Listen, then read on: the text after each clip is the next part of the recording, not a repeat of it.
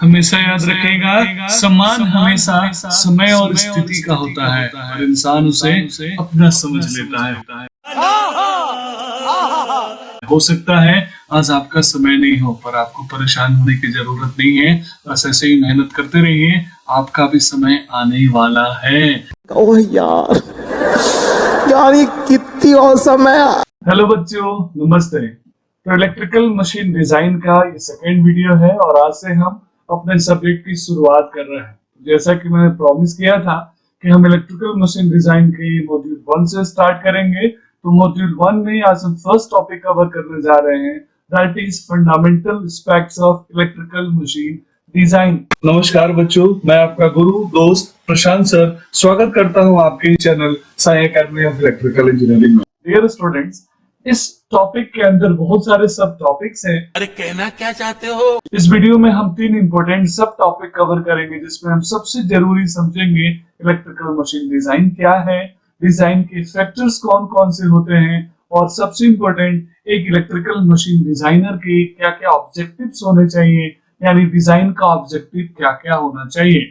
तो आइए हम वीडियो की शुरुआत करते हैं और सबसे पहले समझते हैं what is electrical machine design. बस बेटा, बहुत बढ़िया।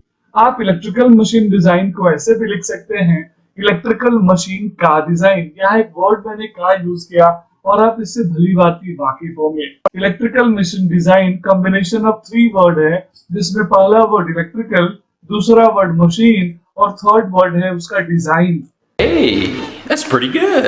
यहाँ पे जो इलेक्ट्रिकल मशीन है इसे तो आप अच्छे से फैमिलियर होंगे और हो सकता है डिजाइन को आप सेपरेटली अच्छे से समझते होंगे, लेकिन यहाँ जब डिजाइन इलेक्ट्रिकल मशीन का होगा तो उसका क्या डेफिनेशन होगा, यहाँ सबसे इंपॉर्टेंट है हमें समझना। तो इलेक्ट्रिकल मशीन का मतलब वो जो इलेक्ट्रिकल एनर्जी को मैकेनिकल एनर्जी या मैकेनिकल एनर्जी को इलेक्ट्रिकल एनर्जी कन्वर्ट करे। मैं आपको शॉर्ट फॉर्म में इसके बारे में पहले के वीडियो में बता चुका हूं, that is called EMEC। I don't know. Electromechanical energy conversion. Similarly यहाँ डिजाइन का मतलब है creative analysis of any object और आइडिया। यहाँ इलेक्ट्रिकल मशीन का डिजाइन का मीनिंग होगा एक डिजाइन जो इलेक्ट्रिकल मशीन से रिलेटेड है। तो आइए एक एक करके हम तीनों को समझते हैं। सबसे पहला वर्ड होगा इलेक्ट्रिकल मशीन डिजाइन में, व्हाट इज डिजाइन। डिजाइन को हम हिंदी में प्रारूप या बनावट भी बोल सकते हैं। तो अगर मैं थोड़ा टेक्निकल डेफिनेशन की बात करूं तो मैं बोल सकता हूं डिजाइन में be defined as a creative physical realization of theoretical concepts. जो भी थ्योरेटिकल कांसेप्ट्स आइडिया आपके पास है, हमारे पास है, जब हम उसका एक क्रिएटिव रियलाइजेशन करते हैं, जब हम अपनी इमेजिनेशन को, अपने थ्योरेटिकल कांसेप्ट्स को एक क्रिएटिव फॉर्म देते हैं, तो यहाँ पे एक वर्ड बन के आता है, दैट इज कॉल्ड डिजाइन। सही पकड़े हैं। डिजाइन हमेशा किसी भी ऑब्जेक्ट के रियलाइजेशन का फर्स्ट फेज होता है। तो क्या नाचो मैं? क्योंकि इमेजिन करने के बाद हमेशा हम उसको पहले डिजाइन करते हैं और उसके बाद उस ऑब्जेक्ट को बनाते हैं। तो डियर स्टूडेंट्स, यहाँ अब हम डिजाइन को इंजीनियरिंग डिजाइन से जोड़ के समझते हैं कि व्हाट इज इंजीनियरिंग डिजाइन। बहुत इंपोर्टेंट यहाँ 2 वर्ड है कि it is application of science, technology and invention to produce, perform a specific task with optimum economy and efficiency। बहुत ही ज्यादा सिंपल डेफिनेशन है। कुछ इंपोर्टेंट टर्मिनोलॉजी से आइए एक एक करके समझते हैं। ये इन्वेंशन एंड साइंस टेक्नोलॉजी का एप्लीकेशन है, क्या, इंजीनियरिंग डिजाइन। और इसका पर्पस क्या है, एक ऐसा मशीन बनाना, एक ऐसा टूल बनाना जो कि इफेक्टिव हो, इकोनॉमिक हो और हर किसी की जरूरत पूरा करे, दैट इज कॉल्ड ऑप्टिमम। और सबसे इंपॉर्टेंट एफिशिएंट हो। ऐसा डिजाइन ही एग्जैक्टली इंजीनियरिंग डिजाइन है, क्योंकि इसमें जरूरत होती है साइंस एंड टेक्नोलॉजी की, उन रूल्स की, उन थ्योरेटिकल कांसेप्ट्स की जो आप आज तक पढ़ते आए हैं। हाय हाय, इतना सुकून। तो student, what is machine design? तो machine design is a specified area. क्यों स्पेसिफाइड एरिया? क्योंकि इंजीनियरिंग डिजाइन एक अगर यूनिवर्स है तो इलेक्ट्रिकल मशीन डिजाइन एक उसका छोटा सा पार्ट है। तो electrical machine design is an area of study of which one learns to design machine parts by utilizing its whole knowledge and experience in the field of engineering. बड़ा simple definition है, जनता माफ नहीं करेगी। Electrical machine का design ही कहलाता है EMD, electrical machine design. Means electrical machine में motor, generator, इनकी डिजाइनिंग और इस तरह की डिजाइनिंग जो हर जरूरतमंद की आवश्यकताओं की पूर्ति कर सके, एक ऐसा डिजाइनिंग जो हर किसी के प्रॉब्लम को इफेक्टिवली सॉल्व कर सके, that is called electrical machine design and engineering design. क्या बढ़िया था गुरु। तो डियर स्टूडेंट्स, अब मैं सबसे इंपॉर्टेंट टॉपिक पे आता हूँ कि एक डिजाइन को करते समय क्या क्या चैलेंजेस आते हैं। Means what are the challenges for a good design. तो बहुत सारे चैलेंजेस है, लेकिन कुछ इंपॉर्टेंट चैलेंजेस हम यहाँ डिस्कस करने वाले हैं। सबसे पहला आता है कॉस्ट। आप सब जानते हैं, जब आपको ब्रांडेड कपड़ा पहनना हो, जब आपको ब्रांडेड मोबाइल यूज करना हो, जब आपको ब्रांडेड व्हीकल्स खरीदने हो, तो आपको पैसा तो खर्च करना ही पड़ेगा। अच्छा, हमको सिखा रिया है। तो रुको जरा, आपको जेब तो ढीला करना ही पड़ेगा। सिमिलरली, अगर आप इलेक्ट्रिकल मशीन डिजाइन चाहते हैं कि वो इफेक्टिव हो, एफिशिएंट हो, तो वो कॉस्टली तो होगा, क्योंकि उसमें हर पैरामीटर्स का डिजाइनिंग बहुत इफेक्टिव वे में करना पड़ेगा। लेकिन हर कंज्यूमर कॉस्टली डिजाइन अफोर्ड कर सके, ऐसा पॉसिबल नहीं है। तो एक डिजाइनर के लिए सबसे बड़ा चैलेंज होता है एक ऐसी डिजाइन बनाना जो हर किसी के लिए कॉस्ट इफेक्टिव हो। सबसे इंपॉर्टेंट, आपका डिजाइन हो सकता है बड़ा अट्रैक्टिव हो, बड़ा यूजफुल लग रहा हो, लेकिन अगर वो ड्यूरेबल नहीं है तो वो किसी काम का नहीं है। समझ रहे हो आप? समझ रहे हो? इसलिए एक डिजाइनर के लिए चैलेंज है कि वो जो डिजाइन बनाएगा, it must be durable. Why it must be durable? क्योंकि अगर मैं एक मशीन बनाने जा रहा हूं और अगर वो कमजोर मशीन होगा, तो स्वाभाविक है वो मेरे किसी काम का नहीं है। लोड को, टास्क को परफॉर्म करने से पहले ही टूट जाएगा। मेरा जो डिजाइन होगा वो ड्यूरेबल होना चाहिए। और सबसे इंपॉर्टेंट कि हमारा डिजाइन जो भी कस्टमर होगा उसके परफॉर्मेंस क्राइटेरिया को मैच करना चाहिए। नहीं तो कस्टमर आके बोलेगा बना दिया और कंपनी हो जाएगी। Bye bye, tata, good bye.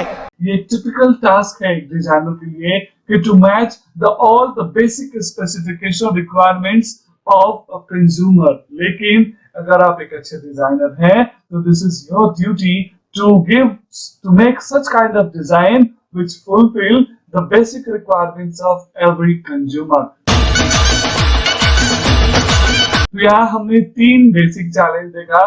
पहला कॉस्ट, दूसरा ड्यूरेबिलिटी एंड मैकेनिकल स्ट्रेंथ कितनी है, कितना ड्यूरेबल है, एंड थर्ड उसका परफॉर्मेंस क्राइटेरिया जो कि हर स्पेसिफिकेशंस को मैच करे।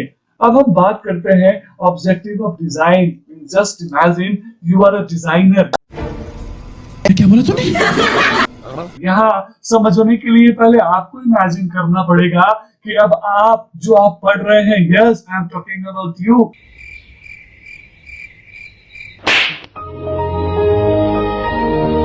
अब आपको इमेजिन करना पड़ेगा कि आप अब एक डिजाइन करने वाले हैं।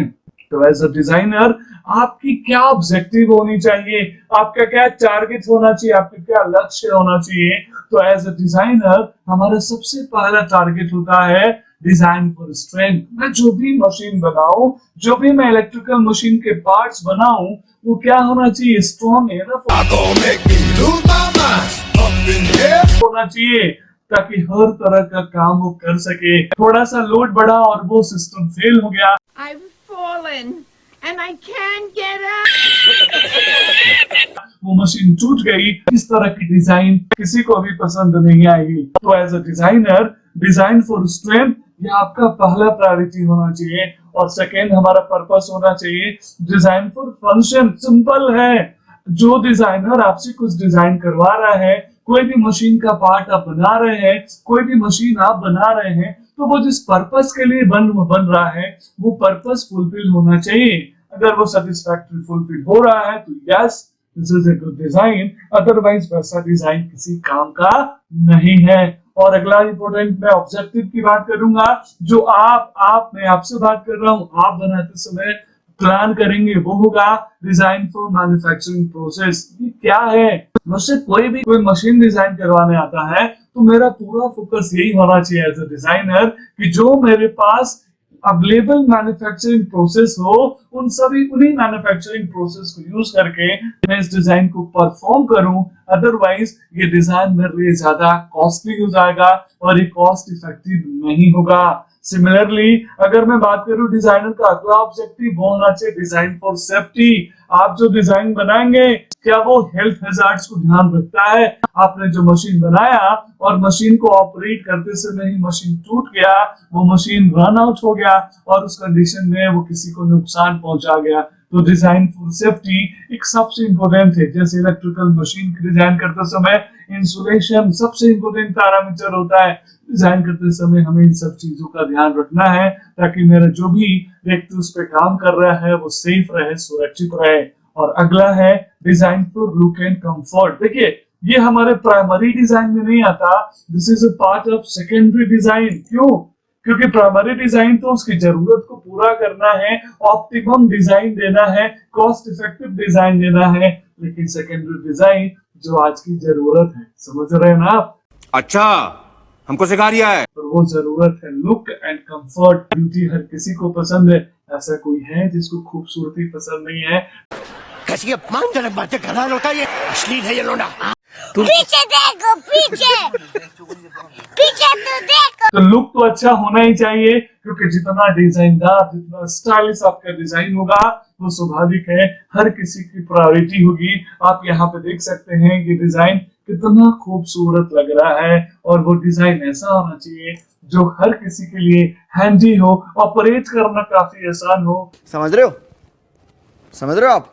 समझ रहे हो? तो अगर इन सारे पैरामीटर्स को एज अ डिजाइनर आप ध्यान रखते हैं, you are going to achieve your objective. और अगर आप नहीं ध्यान रखते तो आपका डिजाइन बहुत ज्यादा सक्सेसफुल नहीं होगा।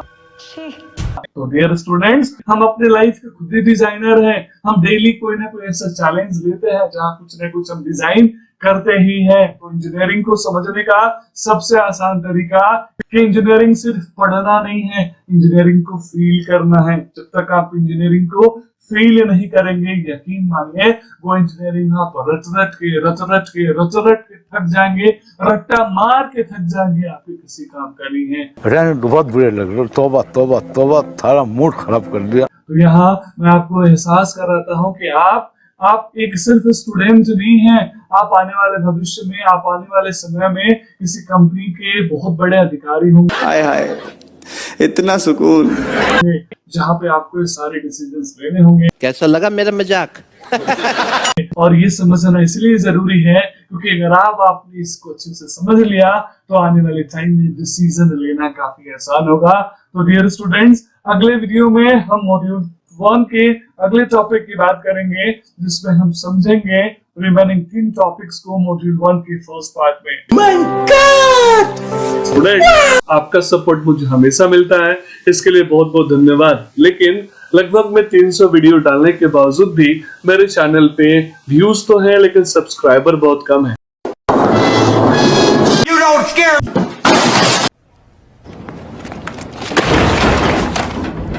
इसलिए पूरी हक से मैं आपसे एक चीज मांगना चाहता हूँ, वो है आपका सपोर्ट। स्टूडेंट, मैं आपके लिए हमेशा मेहनत करता हूं, तो बस मुझे एक ही उम्मीद है कि अगर आपको मेरा वीडियो पसंद आता है, अगर मेरे कंटेंट अच्छे लगते हैं, तो प्लीज मेरे चैनल को ज्यादा से ज्यादा फ्रेंडों के साथ शेयर करें, इन वीडियोस को ज्यादा से ज्यादा दोस्तों के साथ शेयर करें ताकि वो भी इसका फायदा उठा सकें और ज्यादा से ज्यादा सब्सक्राइबर हो ताकि इस चैनल की वैल्यू भी बढ़े। और मैं आपसे सिर्फ लिमिटेड सब्जेक्ट नहीं, सिर्फ एक ब्रांच नहीं, बल्कि बहुत सारे वीडियोज सभी ब्रांचेस का आगे लेके आऊं। मिलते हैं अगले वीडियो में।